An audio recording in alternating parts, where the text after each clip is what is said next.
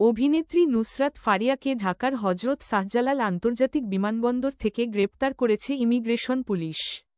আজ রোববার সকালে থাইল্যান্ড যাওয়ার সময় বিমানবন্দরের ইমিগ্রেশন চেকপোস্ট থেকে তাকে গ্রেপ্তার করা হয়। শাহজালালের ইমিগ্রেশন পুলিশের একটি সূত্র প্রথম আলোকে এ তথ্য নিশ্চিত করেছে। সূত্রটি জানিয়েছে, নুসরাত ফারিয়ার বিরুদ্ধে রাজধানীর ভাটারা থানায় করা একটি মামলায় গ্রেপ্তারি পরোয়ানা ছিল।